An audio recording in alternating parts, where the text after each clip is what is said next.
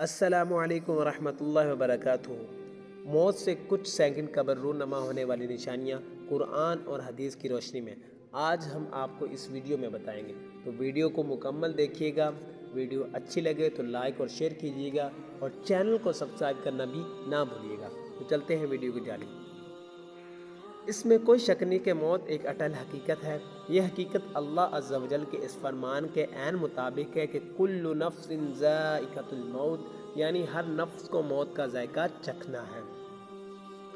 اس بارے میں تو ہر انسان کو آگاہ کیا گیا ہے کہ سب مخلوقات نے مرنا ہے، لیکن کب مرنا ہے، یہ بات انسان کے پیدائش سے لے کر اب تک ایک سوالیہ نشان بنی ہوئی ہے۔ اب تک کے سائنسدان اس قدر حیرت انگیز ترقی کے باوجود بھی اس سوال کا جواب جاننے سے قاصر ہے، کیونکہ اللہ عز و جل کی طرف سے موت کی معینہ مدت ایک راز ہے، لیکن قرآن و حدیث سے کچھ ایسی نشانیوں کا ذکر ملتا ہے جو موت کے قریب اکثر لوگ محسوس کرتے ہیں، اور ان میں سے سب سے پہلی نشانی ہے سکرات، جس کے بارے میں قرآن مجید فرقان حمید کی سورۃ کہف آیت نمبر 19 میں اللہ رب العزت کا ارشاد ہے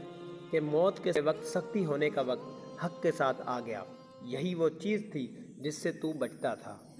مفسرین کے قول کے مطابق اگرچہ مومنوں کی سکرات کا عالم کافروں کی نسبت بہت آسان ہے،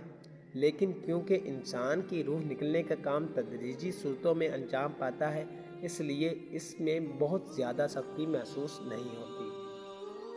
کہ مومنین بھی موت کے وقت سکرات اور اس کی سختی کو محسوس کرتے ہیں۔ اگر سکرات کے لمحات کا تفصیلی جائزہ لیا جائے تو اس تکلیف کا نام ہے جو براہ راست روح پر نازل ہوتی ہے۔ تو یہ اس تکلیف کا نام ہے جو براہ راست روح پر نازل ہوتی ہے اور تمام اجزاء کو گھیر لیتی ہے، یہاں تک کہ روح کا وہ حصہ بھی تکلیف محسوس کرتا ہے جو بدن کی گہرائیوں میں موجود ہوتا ہے۔ پھر یہ تکلیف تمام بدن میں یوں پھیل جاتی ہے کہ ہر رگ اور ہر جوڑ سے روح کھینچ لی جاتی ہے، یہاں تک کہ ہر بال کی جڑ اور سر سے پاؤں تک کی کھال کے ہر حصے سے روح نکال لی جاتی ہے۔ لہٰذا بزرگوں نے تو یہاں تک فرما دیا کہ موت کی تکلیف تلوار کے وار کے چیرنے سے اور کینچی کے کاٹنے سے بھی زیادہ تکلیف دہ ہے۔ اس کے علاوہ مزید کہا جاتا ہے کہ قرب قیامت انسان کا رنگ ایسا ہو جائے گا جیسا مٹی سے بنا، تو مرتے وقت بھی مٹی ظاہر ہوتی ہے۔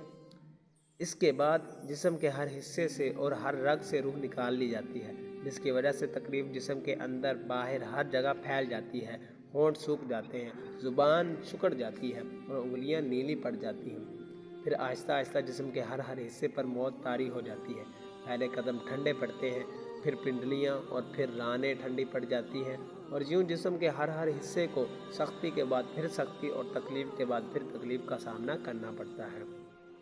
جبکہ رخسار کا رنگ مکمل طور پر تبدیل ہو جاتا ہے۔ ابتدا میں مرنے والے کی زبان بولنے سے قاصر ہو جاتی ہے، لیکن اس کی آنکھیں، کان اور دوسرے اعضاء ابھی کام کر رہے ہوتے ہیں، یعنی کہ وہ دنیا اور اپنے اموال کی طرف حسرت کی نگاہ دوڑانے کے بعد اپنی حالت پر پشیمان ہو جاتا ہے۔ اس کے بعد موت اس پر چھا جاتی ہے اور اس کے کان بھی کام کرنا چھوڑ دیتے ہیں، پھر نہ بول سکتا ہے اور نہ سن سکتا ہے۔